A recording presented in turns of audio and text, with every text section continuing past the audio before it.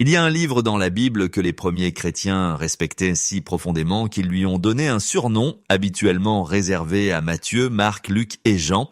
Ils l'appelaient le 5e évangile. Mais voici ce qui rend cela étrange. L'homme qui l'a écrit n'a jamais rencontré Jésus, jamais entendu une parabole, jamais ne s'est tenu au pied d'une croix. Il a vécu et est mort plus de 7 siècles avant Bethléem. Son nom était Ésaïe et le rouleau qu'il a laissé derrière lui est sans exagération le livre de l'Ancien Testament, le plus cité dans tout le Nouveau Testament, plus que les psaumes dans certaines catégories, plus que la Genèse, plus que l'Exode, et la plupart des gens qui l'ont lu en ressortent confus, parce qu'Ésaïe ressemble à 2 livres complètement différents assemblés. L'un plein de fureur, l'autre plein de tendresse. Jugement puis réconfort, feu puis berceuse, cela n'a presque pas de sens, à moins que vous ne compreniez l'idée unique qui unit les 66 chapitres, parce qu'Ésaïe n'est pas une collection aléatoire de sermons anciens. C'est l'argument de 40 ans d'un homme selon lequel la sainteté, pour la chose même que nous supposons nous éloigne de Dieu, est en fait la raison pour laquelle il refuse de nous laisser partir. Laissez-moi planter le décor, car le monde dans lequel Ésaïe est entré est important. Nous sommes vers 740 avant Jésus-Christ.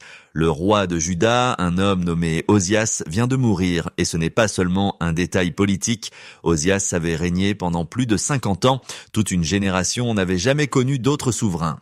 Il était fort, prospère et couronné de succès. Jusqu'au jour où il entra dans le temple et tenta de brûler de l'encens sur l'autel, une tâche qui n'appartenait qu'aux prêtres. À 2 Chroniques 26-19 dit que la lèpre éclata sur son front, là, devant tout le monde. L'homme qui tenta de s'emparer de ce qui était saint sans y être invité, passa le reste de sa vie en quarantaine, coupé, impur. C'est la toile de fond, c'est le tremblement de terre politique qui secoue Jérusalem lorsqu'un jeune homme nommé Ésaïe entre dans le temple et voit quelque chose qui bouleverse toute sa vie. Ésaïe 6:1 dit « L'année de la mort du roi Osias, je vis le Seigneur assis sur un trône très élevé, et les pans de sa robe remplissaient le temple. » Le trône terrestre venait de se vider, et Ésaïe voit le vrai trône, celui qui ne se vide jamais. Au-dessus du Seigneur se tiennent des créatures appelées séraphins, et l'hébreu ici vaut la peine de s'y attarder. Le mot séraph signifie « ce qui brûle ». Il vient du verbe signifiant « brûler » ou « allumer ».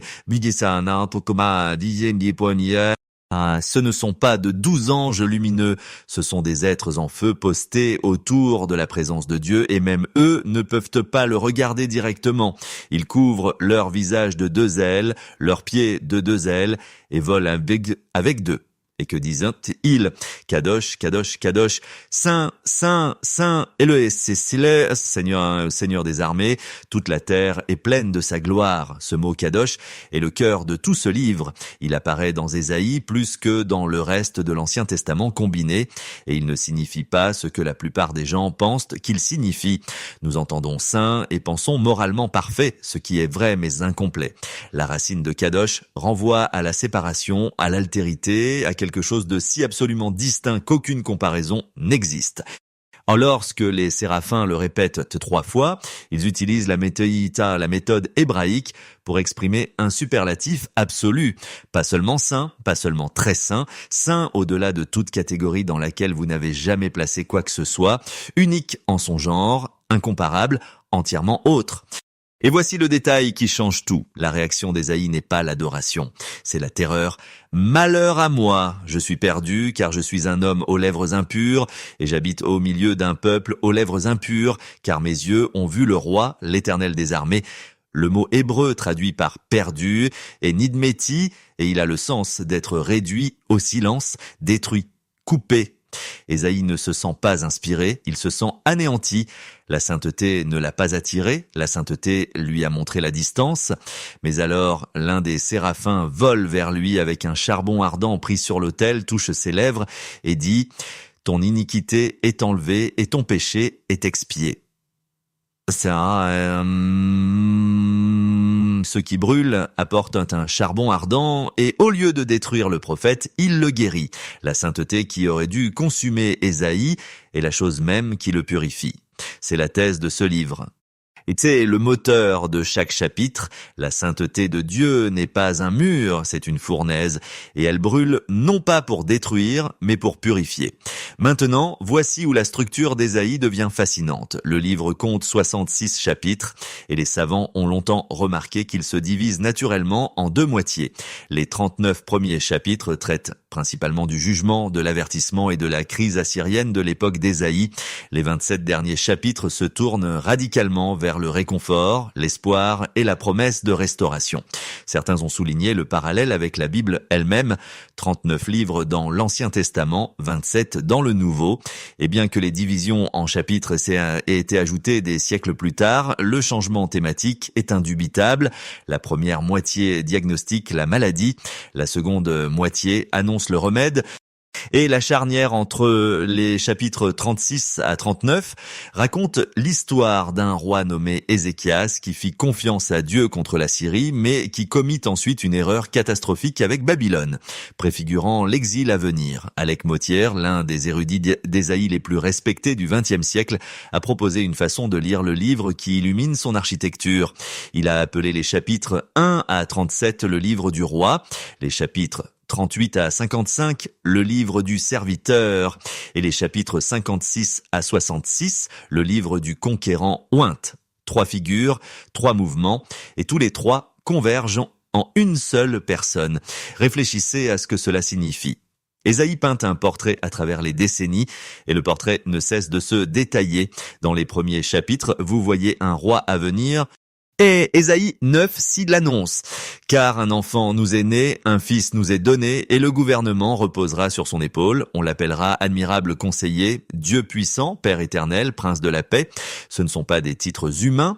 Dieu puissant, en hébreu, est El Gibor, le même mot utilisé pour Dieu lui-même. Ésaïe décrit un souverain qui est à la fois un enfant né dans la famille humaine et le Dieu puissant qui a créé la famille. Ésaïe 11 ajoute une autre couche, décrivant un rejeton qui pousse de la souche de Jessé, le père de David. La lignée royale serait réduite à une souche, mais de cette souche quelque chose pousserait et l'esprit du Seigneur reposerait sur lui. C'est le roi. Mais le portrait change lorsque vous arrivez à Ésaïe 42, une nouvelle figure apparaît, le serviteur. Voici mon serviteur que je soutiens, mon élu en qui mon âme prend plaisir, et j'ai mis mon esprit sur lui. Il apportera la justice aux nations. Ésaïe 42, 1, ce n'est pas un monarque conquérant, c'est quelqu'un de calme, de doux, qui ne brisera pas le roseau froissé, ni n'éteindra la mèche qui fume, et les chants du serviteur continuent de s'amplifier. Ésaïe 49 révèle que le serviteur a une mission non seulement pour Israël, mais pour les nations. Ésaïe 50 le montre offrant son dos à ceux qui le frappent y étaient ses joues, à ceux qui lui arrachent la barbe. Et puis vient Ésaïe 53, sans doute le chapitre le plus étonnant de tout l'Ancien Testament. Avant de décortiquer Ésaïe 53, considérons ce que l'auditoire original aurait attendu. Il savait que le roi allait venir, il s'attendait à la puissance, à la victoire, à la restauration.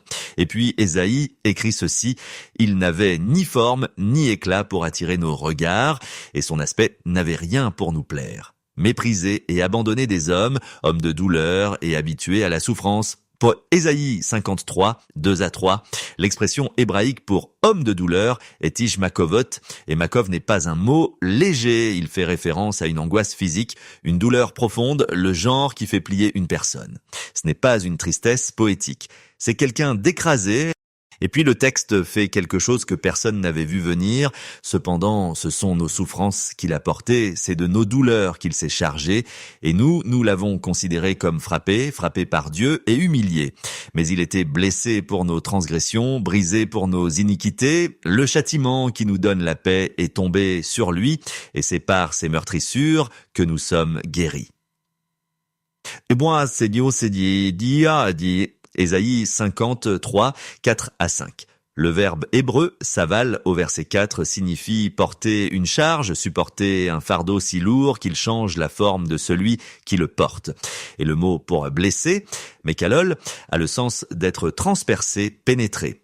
700 ans avant la croix, Ésaïe décrit quelqu'un qui absorbe les conséquences destinées à d'autres, mais Les 4 chants du serviteur d'Ésaïe, que l'on trouve dans les chapitres 42, 49, 50 et 52 à 53, forment l'une des séquences littéraires les plus remarquables de l'écriture antique. Ils passent de la mission à la souffrance, puis au triomphe, et la trajectoire reflète ce que les évangiles enregistreront plus tard avec une précision étonnante. Le serviteur silencieux qui n'élèverait pas sa voix dans les rues, celui dont l'enseignement serait rejeté, celui qui s'est offert volontairement, et celui qui, après avoir souffert, verrait sa postérité et prolongerait ses jours. Ésaïe 53:10, un langage qui implique la vie après la mort, une résurrection. Maintenant, laissez-moi vous montrer quelque chose sur le vocabulaire d'Ésaïe que la plupart des gens ignorent. Ésaïe a un titre favori pour Dieu et il l'utilise environ 25 fois tout au long de son livre, Kadosh Israël, le Saint d'Israël. En dehors d'Ésaïe, ce titre n'apparaît qu'une poignée de fois dans tout l'Ancien Testament, quelques fois dans les psaumes, quelques fois dans Jérémie. Mais Ésaïe ne peut s'empêcher de l'utiliser, et la raison remonte à cette vision du temple. Quand Ésaïe a vu Dieu au chapitre 6, le mot Kadosh s'est gravé dans sa conscience. Chaque sermon qu'il prêche, chaque oracle qu'il prononce, chaque avertissement et chaque promesse sont filtrés par cette réalité écrasante. Dieu est saint. Mais voici ce qui rend l'utilisation de ce titre par Ésaïe si frappante. Il n'utilise pas seulement Kadosh Israël dans les passages de jugement. Il l'utilise aussi dans les passages de réconfort. Ésaïe 40 et 1:14 dit « Ne crains rien, vers de Jacob, faible reste d'Israël. Je te secours, dit l'Éternel, ton Rédempteur et le Saint d'Israël. » La même sainteté qui expose le péché est la sainteté qui refuse d'abandonner le pécheur. Ésaïe 43:3 le lie directement au salut. « Car je suis l'Éternel, ton Dieu, le Saint d'Israël, ton Sauveur. » Dans la théologie d'Ésaïe, la sainteté et le salut ne sont pas des opposés, ils sont le même élan exprimé dans 2 directions. Il y a un autre mot hébreu qui traverse comme un fil la seconde moitié d'Ésaïe, Naham, pour réconforter. Consolez, consolez mon peuple, dit votre Dieu. Ésaïe 41. Le redoublement du mot en hébreu n'est pas une redondance, c'est une intensité. C'est Dieu qui dit pas seulement un peu de réconfort, mais réconfort sur réconfort, un réconfort incessant. Et quand Ésaïe décrit qui apporte ce réconfort, il revient au même Dieu dont la sainteté a secoué le temple au chapitre 6. Le Dieu de feu et le Dieu de tendresse sont le même Dieu. Cela nous amène à l'un des schémas les plus négligés du livre. Ésaïe ne passe pas simplement du jugement au réconfort en ligne droite. Il les tisse ensemble dans un cycle qui se répète tout au long du rouleau. Jugement, puis espérance, ténèbres, puis lumière, exil, puis retour, et chaque cycle creuse plus profondément que le précédent. Les chercheurs ont identifié cela comme un modèle littéraire récurrent. L'apostasie mène au jugement. Le jugement mène à la restauration. La restauration mène à une révélation plus profonde de qui est Dieu. Le cycle apparaît dans les chapitres individuels, à travers les sections et à travers le livre dans son ensemble. Ce n'est pas une répétition aléatoire, c'est un escalier en colimaçon et chaque révolution vous élève. Regardez comment Ésaïe ouvre le livre. Cieux, écoutez, terre, prête l'oreille, car l'Éternel parle. J'ai nourri et élevé des enfants, mais ils se sont révoltés contre moi. Ésaïe 1:2. Dieu n'est pas un juge distant, c'est un parent dont les enfants lui ont tourné le dos. Et le mot hébreu pour se sont révoltés, pacha, signifie plus que la désobéissance.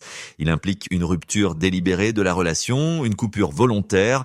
Israël n'a pas dérivé accidentellement. Ils ont choisi de partir, mais avant la fin du premier chapitre, Dieu dit ceci: « Venez et plaidons ensemble, dit l'Éternel. Si vos péchés sont comme le cramoisi, ils deviendront blancs comme la neige.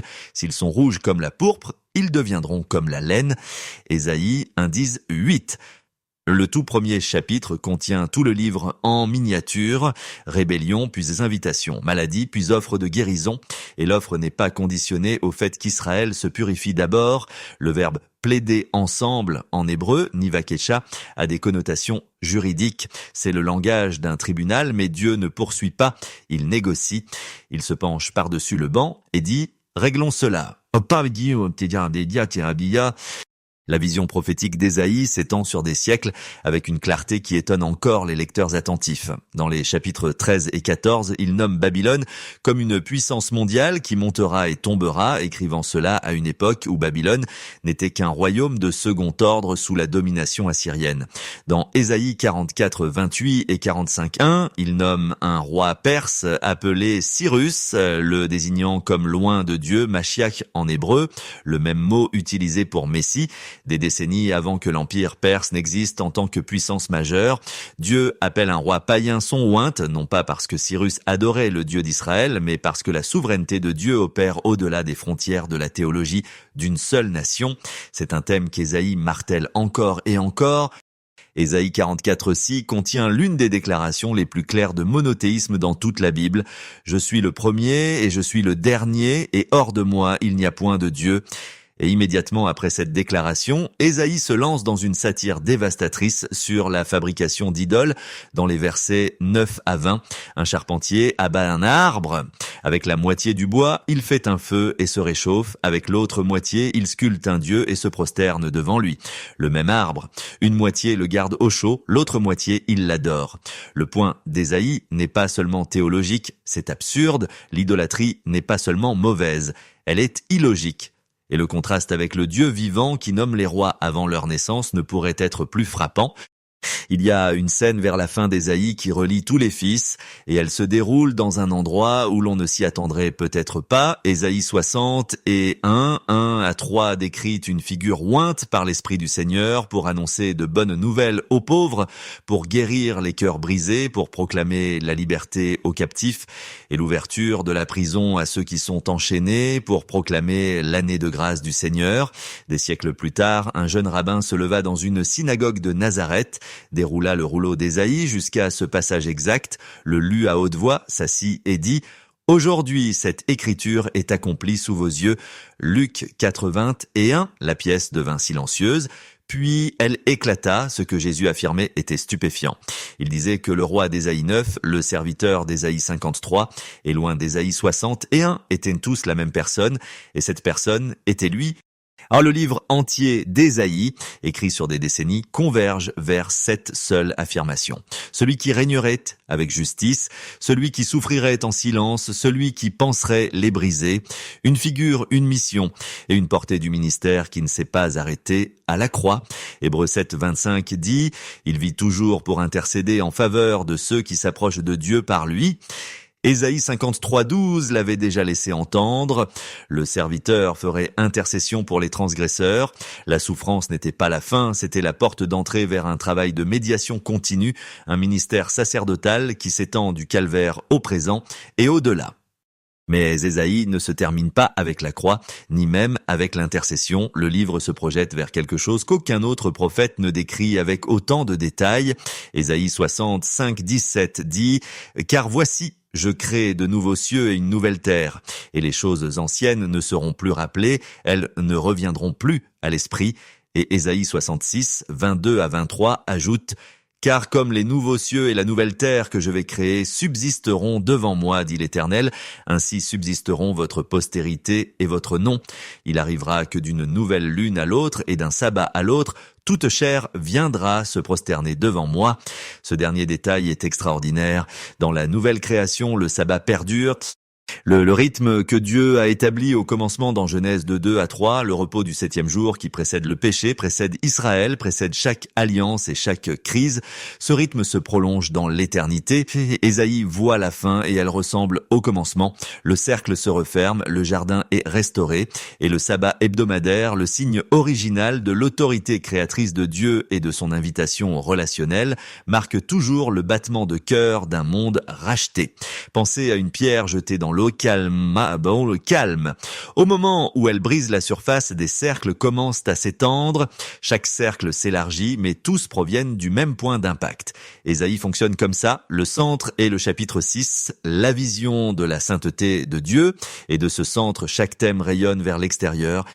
Jugement et miséricorde, le roi et le serviteur, l'exil et le retour, l'ancienne création et la nouvelle. Vous pouvez prendre Ésaïe à n'importe quel chapitre Et si vous remontez l'onde assez loin, vous arriverez au même trône ardent, au même triple kadosh, au même charbon pressé contre des lèvres indignes. Voici la chose à propos de ce charbon. Il venait de l'autel. Dans le système du sanctuaire, l'autel était l'endroit où le sacrifice avait lieu, où le sang était versé, où le coût du péché était payé. Ainsi, quand les séraphins ont pris un charbon de cet autel et l'ont pressé sur les lèvres d'Ésaïe, le message n'était pas « Tu es assez bon ». Le message était « Quelque chose a déjà été donné en ton nom ». La sainteté qui a exposé l'impureté d'Ésaïe était la même sainteté qui a fourni le remède. Et pas deux attributs différents de Dieu en tension, mais un seul attribut agissant simultanément dans deux directions. Et puis, il y a la façon dont Ésaïe parle de la parole de Dieu elle-même. Ésaïe 55, 10 à 11 dit « Car comme la pluie et la neige descendent des cieux et n'y retournent pas sans avoir arrosé la terre, sans l'avoir fécondée et fait produire, donnant de la semence au semeur et du pain à celui qui mange, ainsi en sera-t-il de ma parole qui sort de ma bouche. Elle ne retourne point à moi sans effet, sans avoir exécuté ma volonté. » La parole de Dieu n'est pas une information, c'est une précipitation.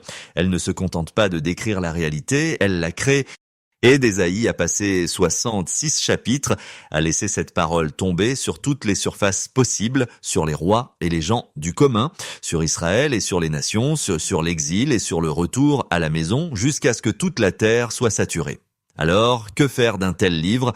Comment transporter 66 chapitres du ministère de 40 ans d'un prophète dans un après-midi de mardi? Voici la chose à propos de la vision d'Ésaïe dans le temple. Il n'est pas allé la chercher. Il était dans le temple, faisant ce que les gens faisaient dans les temples, et la pièce a changé, le voile s'est retiré, et ce qu'il a anéanti n'était pas une nouvelle information sur Dieu, c'était de voir clairement ce qui avait toujours été vrai.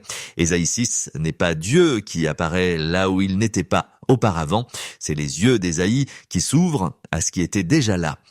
Et peut-être la chose la plus pratique qu'Ésaïe enseigne est que la sainteté de Dieu n'attend pas que vous méritiez d'y avoir accès. Elle est déjà là, dans la pièce. La question est de savoir si vous la laisserez exposer ce qui doit être exposé, non pour vous faire honte, mais parce que le même feu qui révèle la blessure est le feu qui la cautérise. Et puis, il y a la façon dont Ésaïe gère l'écart entre ce que nous sommes et ce que Dieu nous appelle à être. Tout le livre vit dans cette tension. Israël est appelé le serviteur de Dieu, mais Israël continue d'échouer. Alors Dieu envoie un autre serviteur pour faire ce que Israël ne pouvait pas. L'écart est réel, Ésaïe ne le minimise jamais, mais il ne laisse jamais non plus l'écart avoir le dernier mot. Ésaïe 43, 25 dit « C'est moi qui efface tes transgressions pour l'amour de moi, et je ne me souviendrai plus de tes péchés. » Ah non, pas pour votre bien, mais pour le sien. Le pardon de Dieu n'est pas une transaction que nous initions, c'est quelque chose que son propre caractère exige. Sa sainteté ne se reposera pas avant d'avoir achevé son œuvre. Et peut-être la chose la plus profonde ici est ce qu'Ésaïe dit à propos de l'attente. Ésaïe 40, 31 est l'un des versets les plus cités de la Bible. Mais ceux qui s'attendent à l'Éternel renouvelleront leur force.